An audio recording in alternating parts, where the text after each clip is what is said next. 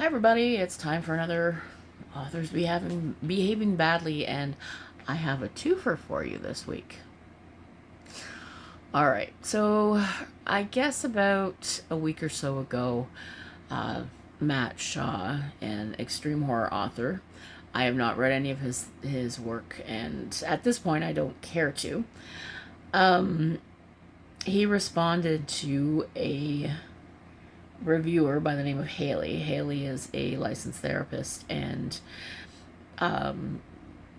she is apparently a fan of extreme horror fiction. She does a lot of horror reviews, and she has reviewed a number of extreme horror books, so you can't say that it's just not her cup of tea.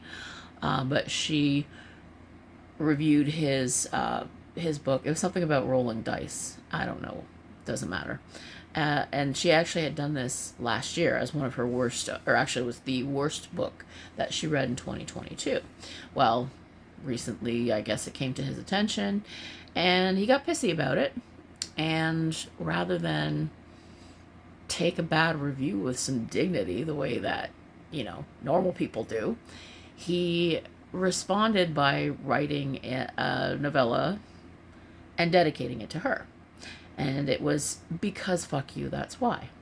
Now, apparently, this was because she had stated that men don't tend to write from the perspective of a woman very well, and question whether they should or not. That's an opinion. Everybody has one.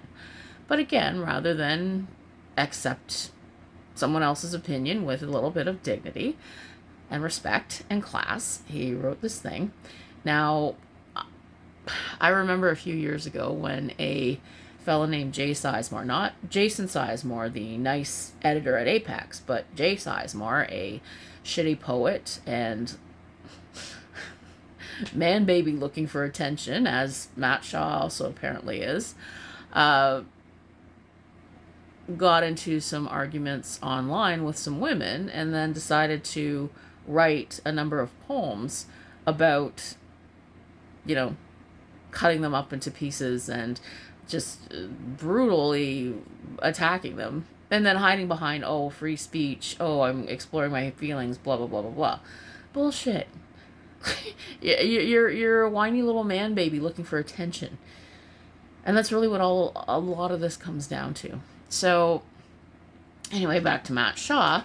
He wrote a dedication to Haley and said and claimed that she said nobody should ever read extreme horror, and the only people that put restrictions on what other people read, those are Nazis. So he likens her to a Nazi, and then he calls her a trout.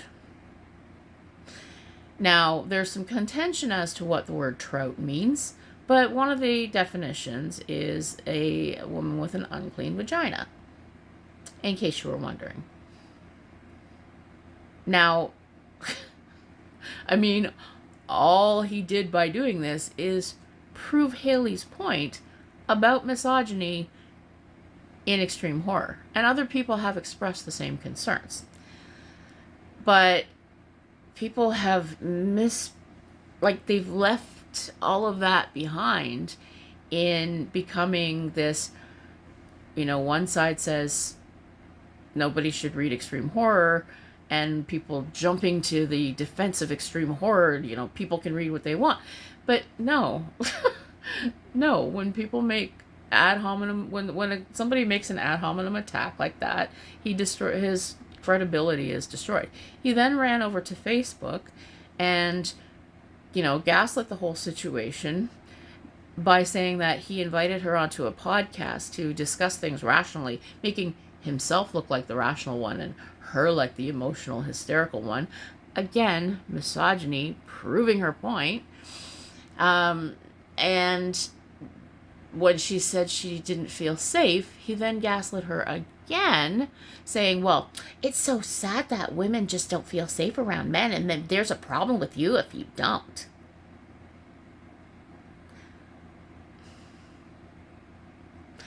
Again, there have been concerns about misogyny within the extreme horror community, and this is fucking why. So, my advice to Haley, first of all, this guy is no threat to you. This guy, one more time, is a pissy little man baby looking for attention. The best thing that all of us can do is stop giving it to him. Do not read his books. Do not comment on his little tantrums. Do not respond when he makes fun of you. And the best thing about social media and your imaginary internet friends is that the computer has an off switch. I like to use it liberally. So this is the last thing that I'm going to say about Matt Shaw and this whole business. Not all extreme horror authors are like that. And in fact, if extreme horror authors were more respectful to other members of their community, we wouldn't have these problems.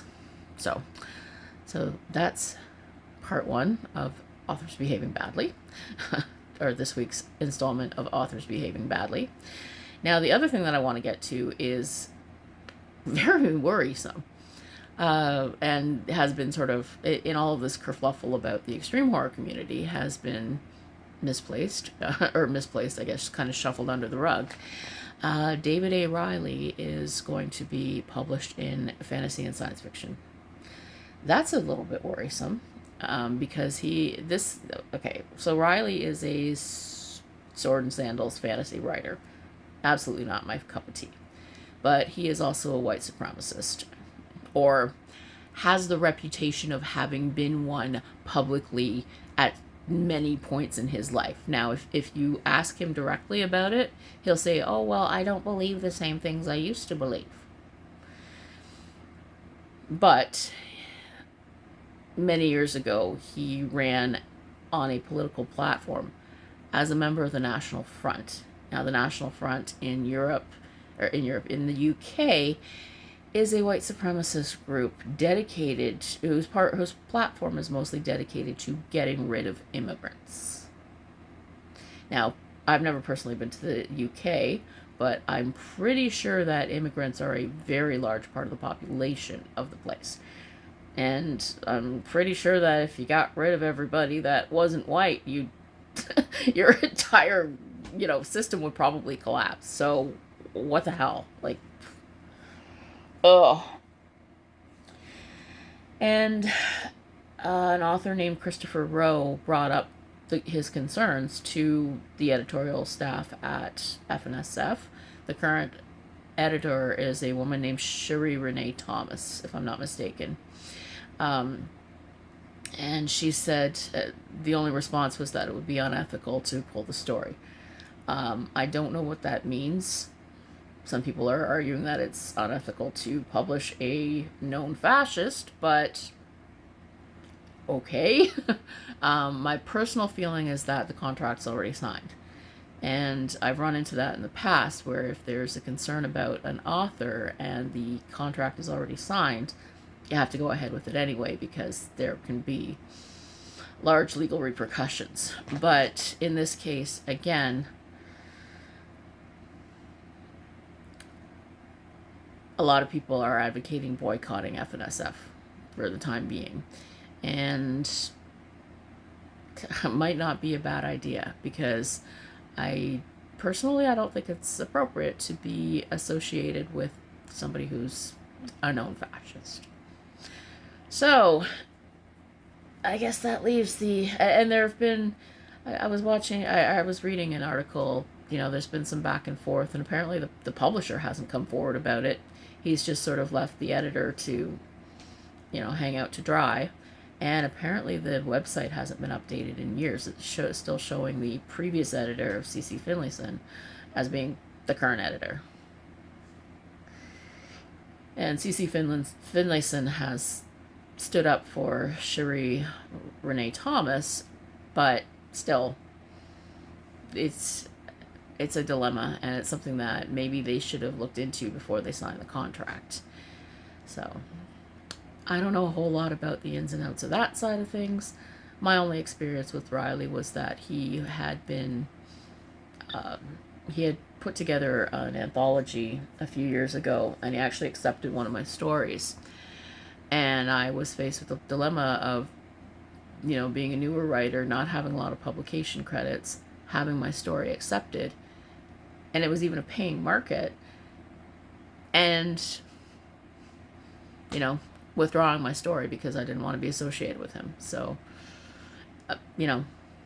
sometimes you just have to make those decisions, and it's when you get to a bigger level that FNSF is at, I can see why it would be really not a cool thing to happen, especially when, now they're going to alienate probably a large part of their audience, and this bad publicity is not going to be good for them. So that is this week's Authors Behaving Badly. It has been a very dramatic week in the writing community, on both the horror community and the publishing sci-fi fantasy side of things. So anyway, hope you're reading lots of horror. Have a great day.